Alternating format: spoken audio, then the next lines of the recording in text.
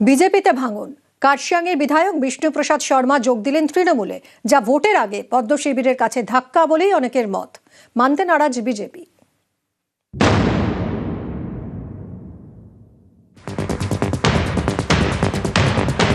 বিষ্ণুপ্রসাদ শর্মা 2021 সালে বিজেপি টিকিটে কার্শিয়াং থেকে ভোটে লড়েন, বিধায়ক হন। বৃহস্পতিবার তিনি বিজেপি ছেড়ে যোগ দেন তৃণমূলে।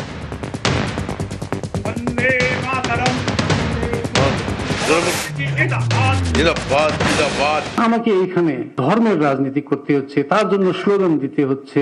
আমি আজকে এখানে কিটান করে বলতে পারবো, ভারতীয় জনতা পার্টি গোর্খা জাতিকে কিচ্ছু দিবে না, একটা সুতা ধাগাও দিবে না, শুধু শোষণ। তৃণমূল কংগ্রেস ওনাকে কি কি প্রতিশ্রুতি দিয়ে দলে যোগ দিয়েছে।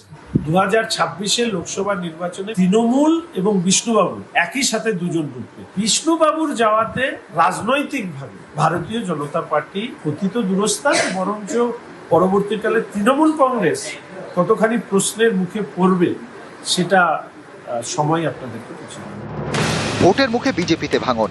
অনেকের মতে এটা উত্তরবঙ্গে পদ্ম শিবিরে অস্বস্তি বাড়াবে, কারণ উত্তরবঙ্গে 19-এর তুলনায় অনেকটাই শক্তি হারিয়েছে তারা। উত্তরবঙ্গে বিধানসভা আসন 54। 2019 সালে লোকসভা ভোটে 37 আসনে এগিয়েছিল বিজেপি। 2021 সালে সংখ্যাটা কমে যায়, সেবার 30টি আসনে যেতে বিজেপি।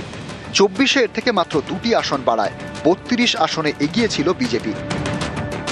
পর্যবেক্ষকদের মতে এই পরিস্থিতিতে কার্শিয়াংয়ের বিজেপি বিধায়কের তৃণমূলে যোগ দেওয়া গেরুয়া শিবিরের কাছে অস্বস্তির, যদিও তাদের নেতারা প্রকাশ্যে গুরুত্ব দিতে নারাজ।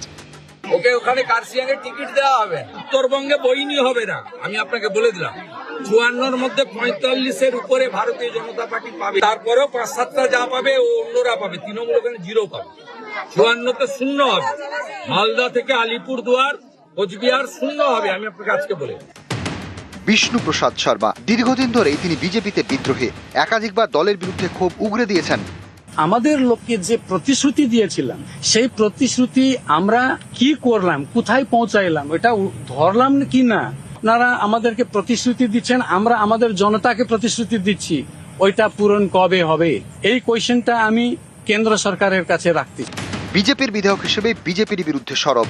শুধু সরব হওয়ায় নয়, 2024 সালে লোকসভা ভোটে দার্জিলিং থেকে নির্দল প্রার্থী হিসেবেও লড়েন বিষ্ণুপ্রসাদ শর্মা। বিজেপিরই প্রার্থী রাজু বিস্তার বিরুদ্ধে দাঁড়ান। ক্যান্ডিডেট হওয়ার জন্য আমি রাজু বিষ্ণুজিকে একটা শুভেচ্ছা জানাই। উনিও আউটসাইডার, যার জন্য আউটসাইডার ক্যান্ডিডেটকে এবার আমি ভোট দিব না, আমি নিজে দাঁড়াবো বলেছিলাম। প্রধানমন্ত্রী নিজেই বলেছেন ভোকাল ফর লোকাল, তো আমি লোকালের জন্য ভোকাল হয়েছি, প্রধানমন্ত্রীর কথা শুনেছি, তো আমি দলের বিরুদ্ধে।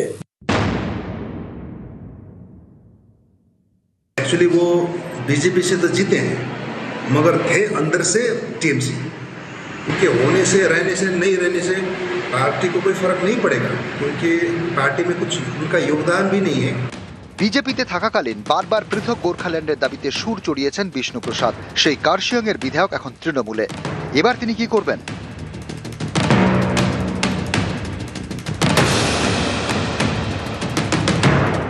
আমি 1 বছর গোর্খা জনমুক্তি মোর্চাতে ছিলাম, তখনও আমার এই দাবি ছিল। কেন? গোর্খা জনমুক্তি মোর্চা তখন বিজেপির সঙ্গে ছিল, বিজেপির দাবি ছিল। আমাদেরকে স্বপ্ন দেখাইছে, ওই স্বপ্নের উপরে বিজেপির যে ম্যানিফেস্টো, আমি ম্যানিফেস্টোর উপরে বলেছি কালকে আমি রাজনীতি করব, তৃণমূল কংগ্রেস যে ম্যানিফেস্টো বের করবে সেই ম্যানিফেস্টোর উপরে আমি রাজনীতি করব। ওটা তো বিজেপির সাবজেক্ট ছিল। তো নিউজ 18 বাংলা।